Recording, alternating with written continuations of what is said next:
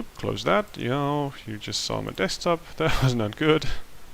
Of course, we're gonna have this on Ultra and open the game.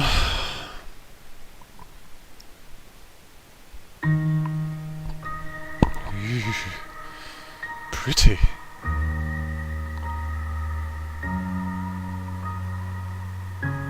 Who is still with me though? Let's see that. Oh, nobody. That's just me. That's sad. That's sad.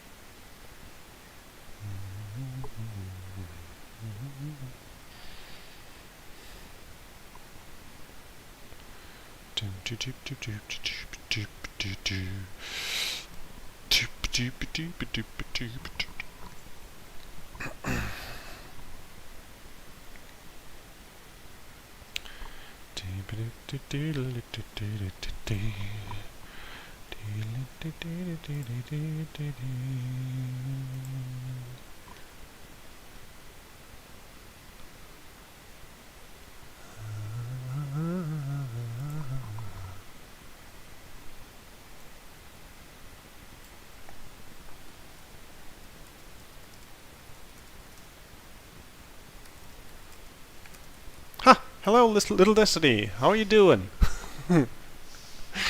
Can you hear me now? You're gone again. That's too bad, aren't you? No, you're still there. Okay, cool. Cool. Okay.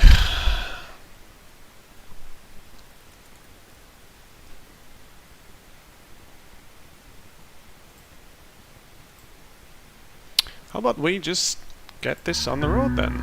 I mean, it's 8:15, so hooray! So it's a private show for you. Welcome to the Innsmouth Case. I know the developers, which is why I'm playing this in the first place. I probably wouldn't have stumbled upon it myself, even though I'm a big Lovecraft fan.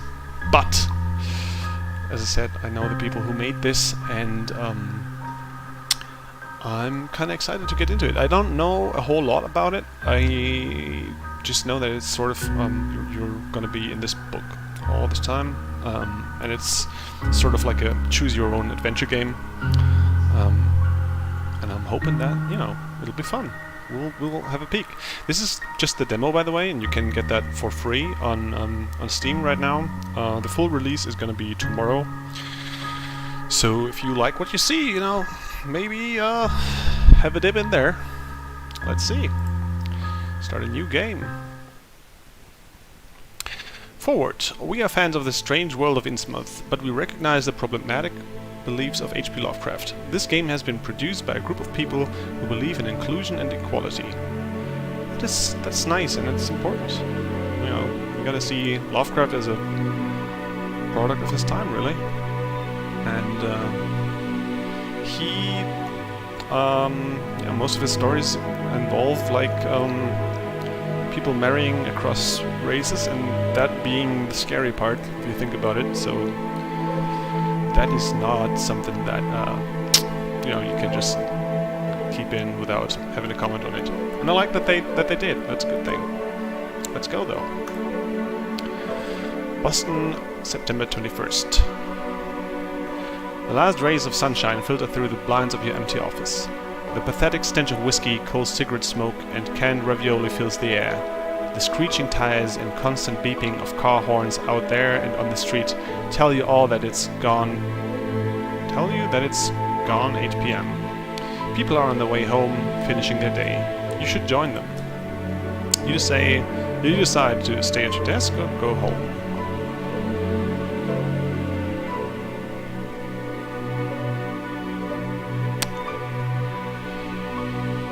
What do you guys think?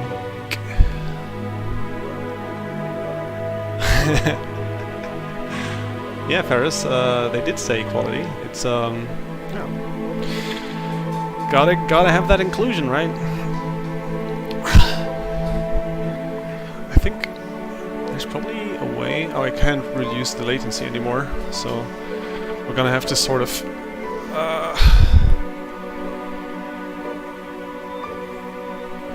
await your decisions. Or should I just, you know, go through it? Do you want to wait for the stuff to show up for you, and then your answer to show up for me? That's going to be a bit of a delay. Or should I just go for it? I'm just gonna stay at my desk for now. Your day was long and frustrating. You are running out of ideas on how to handle the calls of people who want money from you. A cold shiver runs down your spine as you flick through a pile of unpaid bills. On the top of the pile is a reminder from your landlady you're 2 months behind on the rent. The next one is a 3-figure invoice from a games company for in-app purchases. Oh, that kind of sucks, doesn't it? Yeah, go for it. Okay, thanks. You tried to claim them as business expenses in your last investigation, but somehow your client refused to pay. Well, that sucks. Then there's the second reminder from your internet provider threatening to cut off your connection. You might take legal action because without the internet you can't work or live. That's kind of harsh, but I kind of thought this would be like set in the 1920s, but it's not. Interesting. You really need more in-app purchases. Your lawyer, a cigarette, a little fresh air. I don't think in-app purchases are gonna help me for now. A lawyer, maybe, yeah, but past 8 p.m. they're probably not gonna work, and that's gonna be expensive. Yeah, it's just another expense to add on the pile. A cigarette might calm you down, I guess, but I'm just gonna go with the healthy option and get a bit of fresh air. You jerk open the blinds. Amongst the dust, the last rays of light shine into your eyes like a laser sight into a spy flick. In a spy flick, sorry. It takes a few seconds for your eyes to adjust. Your gaze settles on the horns and hooves pop across the street. How many simple jobs this dive has got you. Jealous wives whose husbands you had to spy on. All you had to do was lie in wait at the window and take pictures of them coming out of the dirtiest hole in town. You close the window before you see anyone you know. You breathe a deep sigh. It may not have been a successful day, but at least it's over. You're looking forward to a classic Friday night, watching old mystery series at home in sweatpants and getting drunk on cheap booze. Since the early afternoon, you have been staring at the foreboding bottle of liquor at the other end of the room. Up until now, a vague sense of professionalism has kept you from drinking yourself into oblivion. Now nothing stands in the way. Suddenly, you hear someone at the door. Who is it? The door slowly cracks open with a timid creak. The unknown guest pauses, then, in a breathy and melodic tone, you hear a woman utter, "Hello." That's not a woman, that's a grandma. Your insides cramp. You suddenly realize that you haven't cleaned your office out at all this year. Oh wow. And we're at June, right? You quickly try to clean up? No, I'm just gonna invite her in. It's pointless to clean up right now, is it? By the light of the desk lamp, you now see more than a silhouette. A breathtaking woman lights up your office. No doubt older than 40, maybe even 50, hard to say. Clad in black, a skin-tight dress culminating in a I can't say that. Well, you know, that seems to defy the laws of gravity. Okay, something supernatural already going on. Cool. A smoky eyeshadow as dark as algae washed ashore. Blonde, what's with the French words? Come on! Wavy hair under a dark beret. The faint light of the setting sun catches in the strands of her hair, and you wonder how many heads this woman must have turned during her prime. She's completely different from your usual customers. Nervous bankers with sweat stains under their armpits, convinced that their wives have something going with the mailman. Every move she makes is calculated grace. Smooth as an eel, she walks towards you and sits down at the corner of your desk. Determined, she walks towards you and sits down at the corner of your desk, which is a little bold, which makes you blush. I'm just gonna go with bold. I just admire that courage and that energy she radiates. I just like the animation, by the way. That's pretty cool. Which is a little bold without asking you first, but as a professional, you're not giving anything away. She seems to want to play the seductive damsel in distress. The quiet, amused voice of your subconscious is pleased that the stranger may be sharing your enthusiasm for film noir cliches. Yeah, obviously. I mean, look at the dress up. Am I right? Okay. A far louder voice is surprised that this woman seems to think that a sexy pose and revealing clothes would win you over. And both voices agree that they don't like being manipulated. You don't think that the stranger perched on your table is trying to recover from a hard-working day as a lingerie model, and therefore you see no logical reason for her behavior. When she begins to speak, her voice is smoky and full of promise. My name is Dahlia Marsh. I'm looking for a private investigator. I was told you are one of the best. Well, she extends her hand. Kiss her hand. You've come to the right place, lady. Decline. I think with decline, the game is pretty much over. This seems a bit forthcoming for me. I'm just gonna go with you've come to the right place, lady. What can I do for you? You sit back in your chair and fold your hands over your stomach. The woman seems a little irritated that her provocative behavior seems to have had no effect on you. She moves from the edge of the desk and sits down on the chair opposite you. Yes, she clears her throat. As she continues to speak, the smoky seductiveness creeps back into her voice. My name is Dahlia. I need help. Ask for more details, obviously. It's about my daughter, Tabitha. She has disappeared. You're pulling out paper and pencil. This is gonna be a walk in the park.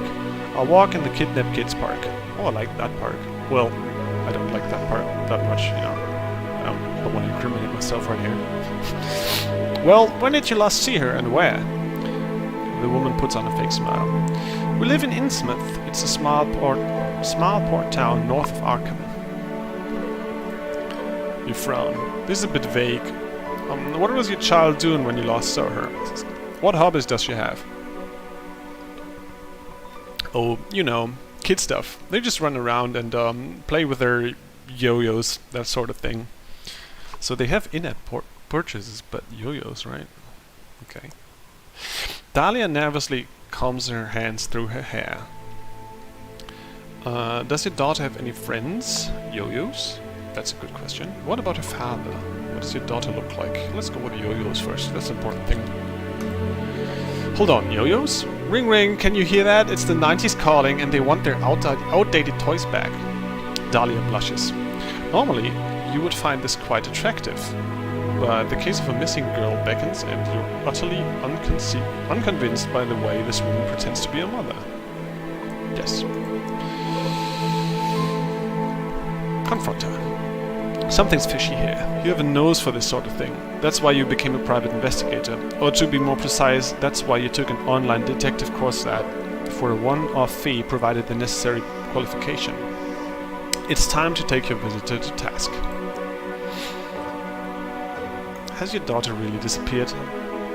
You simply can't help questioning her further. Her story simply doesn't wash. Although it's exactly what your instructor warned you about, you're sticking to your principles. Dahlia's mouth becomes even more pinched, something you didn't think possible. I resent this insolence. Of course she's disappeared. What do you take me for? You stare at one another.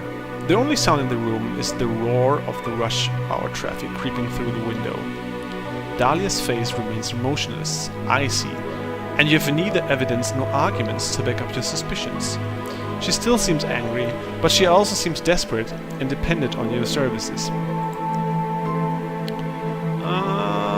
Let's just ask more questions first.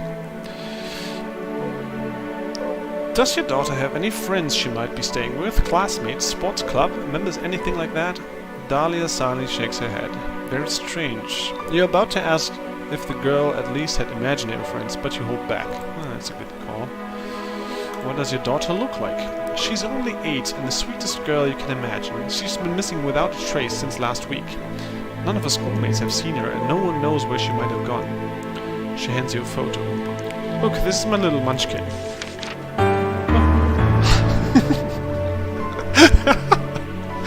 Simply gorgeous. Just the cutest kid.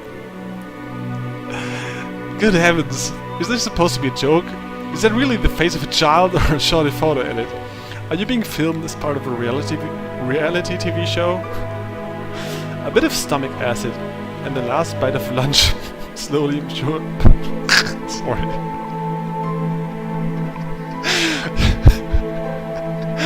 Just the face of that child. Okay.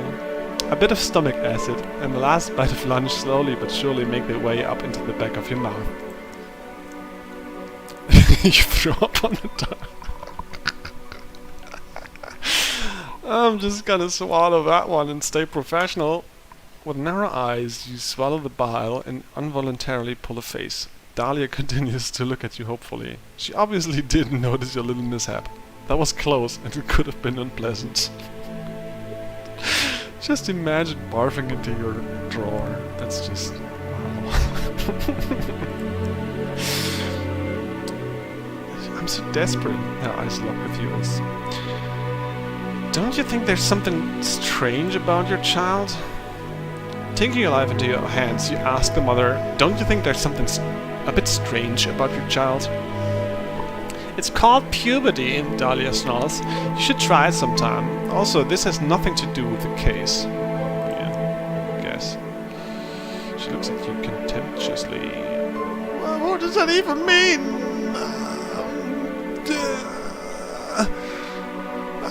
I'm gonna cave in. You fall silent. The woman's face is turned red with rage. Have you been too honest this time? Was your family right all along when they told you that honesty was not always the best policy? Are you going to take the case or not? I'm just gonna request some more information and ask about the father. What about Tabitha's father? Are you separated? Often children reappear with family members. Dahlia smiles sadly. My little ones can't swim. My little one can't swim well enough for that yet. Well, that's a major clue right there. Your pen remains on the same spot on the notepad. What was that supposed to mean? Well, if you know the story of Innsmouth, you know. Let's dig deeper on that. Excuse me, but you're struggling to find the right words to respond to such a cryptic statement. What the hell do you mean by that? The kid can't swim enough. Dahlia turns up her nose. She doesn't seem comfortable with you asking personal questions. Still, she responds. Oh, just an old saying in a village. She smiles, but it doesn't reach her eyes. Yeah, I can tell. Dahlia turns her gaze away from you and looks dreamily, no, longingly out of the window. Her father was a fisherman, like most in the village. A few years ago he went out to sea, but never returned. His boat was washed ashore weeks later. His colleagues told me that he had finally followed the call of the waves. You keep quiet for a moment. Deceased family members are always a sensitive subject. Yeah. Yep, I guess. My sincere condolences. She seems calm. Oh, somehow I always knew that moment would come. I think my husband is in a better place now, and at some point I'll join him. You take a closer look at Dahlia's outfit. Judging by her behavior and clothes, you never would have taken her to be a fisherman's wife. More details of the case. I have no further questions. You mumble, more to yourself than to her. Dahlia stretches her neck word. No doubt she would like to take a look at your notebook. Your pen hovers over the notes you've taken. Missing the daughter, dodgy lady, that's it. You've worked with less. I would have taken more notes, but, you know, I'm not a professional investigator. Are you going to take the case or not? I'm just gonna accept it. Sure. You nod. A missing persons case, nothing unusual. The conventional little girl runs away from home after reading her first romance novel. With 8? Usually they hide at the edge of the forest or in a library. Should be pretty straightforward. Before you can say anything, she drops a photo of the child and a roll of bills on your desk for your expenses. You nod slowly, trying not to drool down the front of your shirt. You haven't seen this much money in ages. You don't have much time to prepare. A quick search reveals that only one bus goes to Innsmouth, and only once a day. A pattern emerges in your research. The few news items related to this little coastal town are all about missing persons. In addition, you find some rather old-fashioned articles that praise the coastal town as a secret holiday destination. The best fish, untouched beach promenade, authentic fishing people are the reoccurring buzzwords. Dahlia has given you the address at which you're supposed to drop off her daughter as soon as you find her. She also wrote down her phone number and the child's photo. You take another look at the picture before you pack your things. Hello!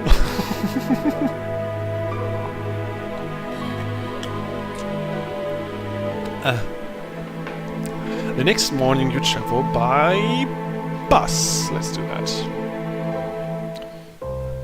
Boston bus station. Boston, September 22nd. Your journey begins at the busy bus station. There is supposed to be a bus line that departs from here to Innsmouth. Buses, you think to yourself, are not only an environmentally friendly means of transportation, well, they're also easy on your wallet. Sadly, the departure boards aren't of much help. New York, Maine, Rhode Island, no trace of Innsmouth as a destination.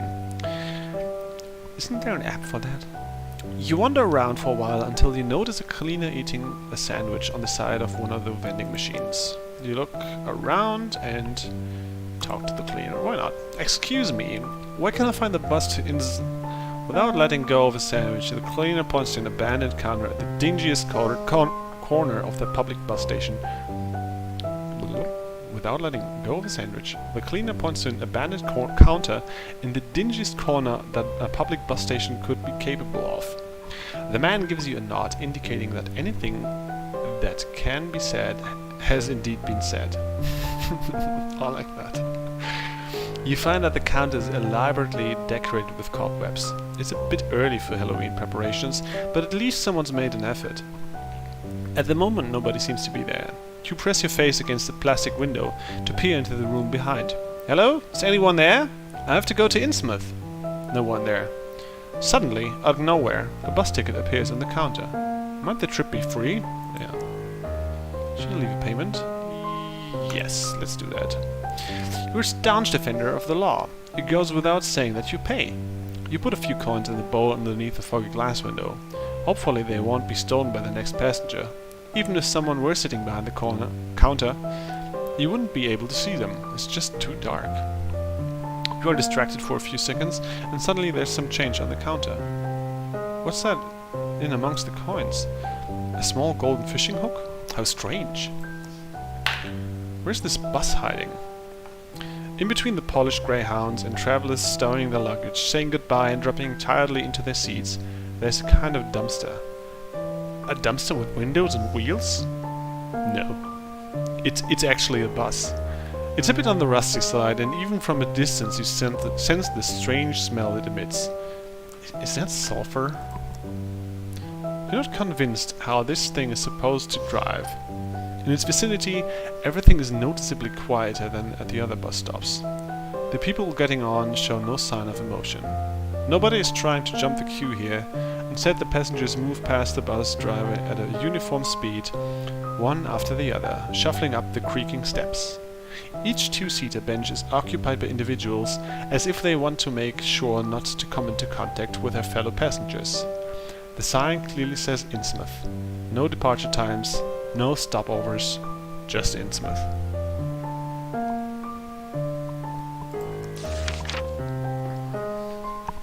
Undecided, you're standing on the stairs of the bus. Let's just... I kind of want to talk to the driver, but at the same time, I kind of just want to blend in for now, because I think that,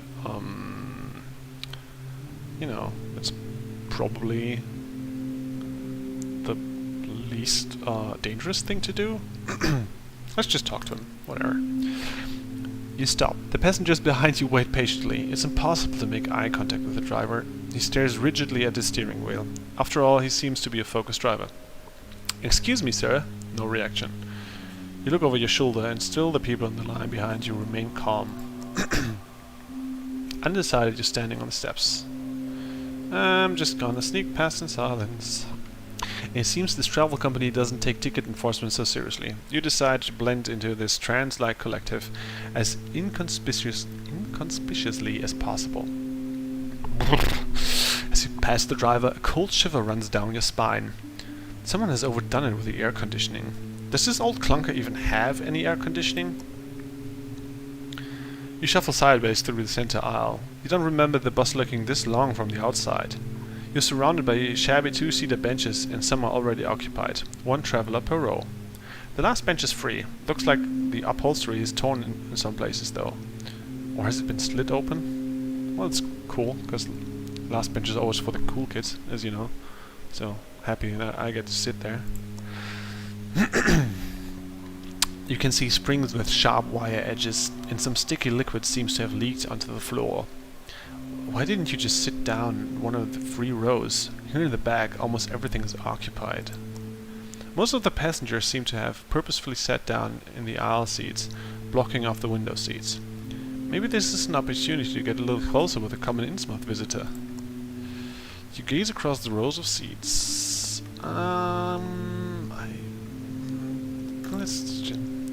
As a nonconformist, you join one of the passengers in a double seat. Since only one man was so considerate as to sit at the window, your options are limited anyway. As far as you can tell, the man is a haggard figure with barely any luggage. The hood of the grey jumper pulled far into his face, the man looks out onto the street, as if something very important is happening there that requires his attention. "Is the seat taken?" you ask politely. He turns his head and gives you a brief once-over. Without saying a word, he turns away again. Yeah, just sit down anyway. Alright, that wasn't a no either. You sit down and regret it instantly. The smell of sulfur is now overpowered by something else. Something that smells like it's been in the sun for too long. You're trying to catch a glimpse of what's under that hood. Does this person have a genetic defect? Is he malnourished? You're not sure exactly where the problem might be, but you're trying to stay professional. You awkwardly stare at the headrest of the person in front of you. Let's try to talk to him. Small talk about veganism? Look past you over. Let's do that. Before you start talking to the man next to you, just like that, you take a little closer look at him, which isn't so easy because he's constantly moving like a nervous insect. Luckily, he seems to be busy staring at the headrest of the seat in front of him. Take a closer look. I want to look at his fingers. What's going on with his fingers here? I want that option. The fingers. Sure, let's look at the face. You use the opportunity to thoroughly study the specimen of an Innsmouth traveler. The furrows around his mouth, the scaly surfaces of his cheeks, deep skin folds where the neck begins, covered by a wet film. You could swear that they're... He turns to you, his glossy eyes scrutinize you. He says, your stomach cramps up. You've got something on your face. You're tapping on your cheek. You've got something there. The person sitting next to you lifts his hands, milky white hands, and wipes his face. Gone, you lie meekly, and try it with an insecure smile. The man from Innsmouth does the same, you think. During your conversation you must have missed it. His hand, it's milky white and slightly green at the fingertips. A thin flap of skin seems to stretch between the fingers. This is not normal, your subconscious whispers to you. I don't need my subconscious to tell that this right here, you know, there's something going on with that guy. But I like the way he's moving. Ugh. The sight causes you to feel pity. The poor guy. No doubt an unfortunate medical curiosity. The poor bastard must have led a difficult life with his chubby hands. You try not to betray any feeling of panic. After all, it seems as if you might be slowly approaching your destination. The bus leaves the country road and turns off at a wooden sign that says Innsmouth in red flaky letters. The journey continues rather bumpily along a narrow dirt road littered with numerous potholes. In the distance, some houses are already visible, seagulls circling the roofs of the outermost edge of the city. Slowly, all passengers take their bags out from under their seats and get ready. Curious, you look through... Doesn't really matter. Let's go with the front window. You lean into the aisle and look past the bus driver to the path that still lies ahead of you. The bus rumbles along the street, past the first old houses. The road you turn into is narrow and bumpy. If I were met by oncoming traffic or even just a cyclist, what would the bus driver do, you think? Your group seems to be lucky. No other travelers far and wide. You look around and it is all rather unexpectedly idyllic. The front door of the bus opens with a squeak and you join the monotonous line of locals stepping out of the bus as if in a daze. Almost walking in step, you all get closer to the exit. As you walk down the steps, you have to protect your eyes from the sunlight. It turns out the windows of the bus were tinted, and the other passengers shuttle off. Innsmouth. Finally, Innsmouth. You examine your surroundings while stretching your legs trying to unwind from the stressful journey. No artist could have adequately captured the serenity and beauty of this place. A clear blue sky lights up the town square, which is paved with bright limestone and surrounded by neo-colonial buildings reminiscent of 19th century New England. A fresh sea breeze, crying seagulls, and locals going about their business. In the center of the square, water trickles from a fountain. As you stretch your limbs and breathe in clean air, you're suddenly startled by the water feature right in front of you. The fountain is an enormous fish-like brass creature. An open jaw lined with shark-like fangs spouts brackish water down its massive, inhumanly contorted body.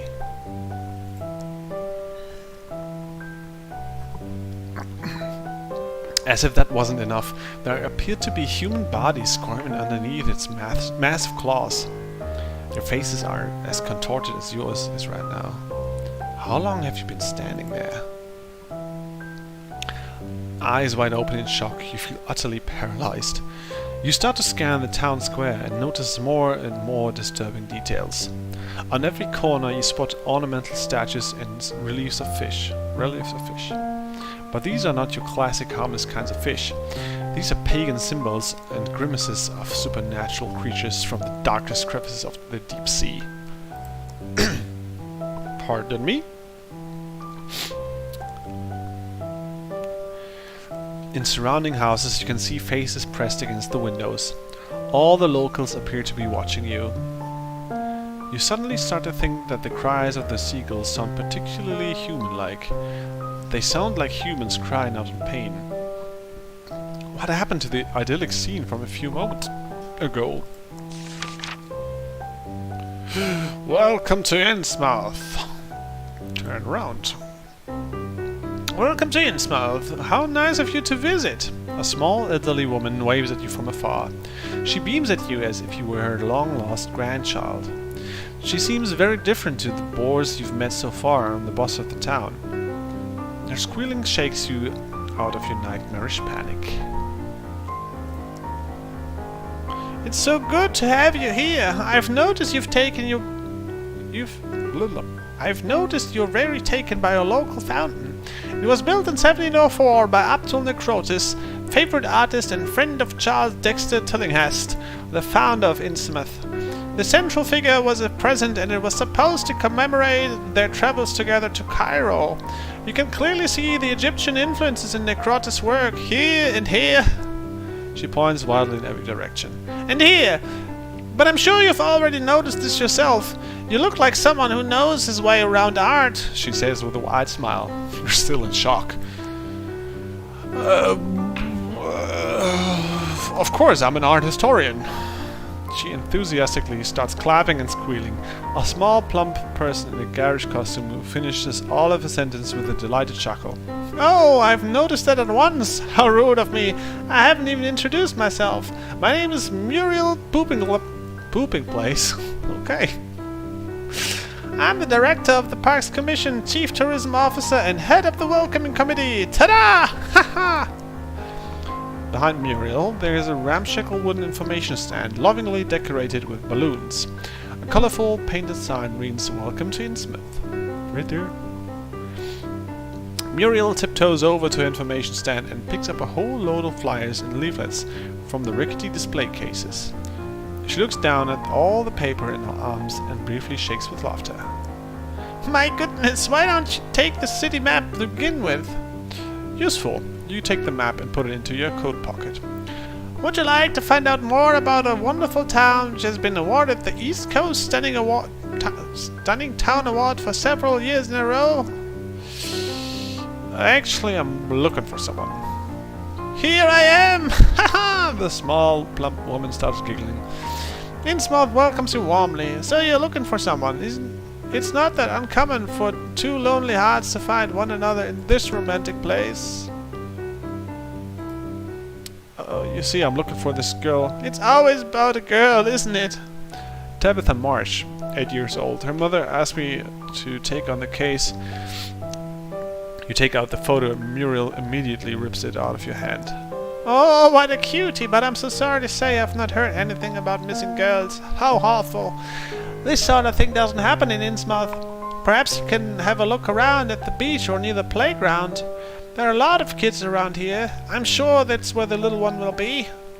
With an unnaturally wide grin, she hands you back the photo, turns around quickly and makes her way over across another tourist family. Oh, so there's more tourists then. Cool. That's interesting. You head further into town along the cobbled road in the direction of the coast. Not long ago, the sun was bright in the sky, but already the first wafts of mists are creeping into the streets.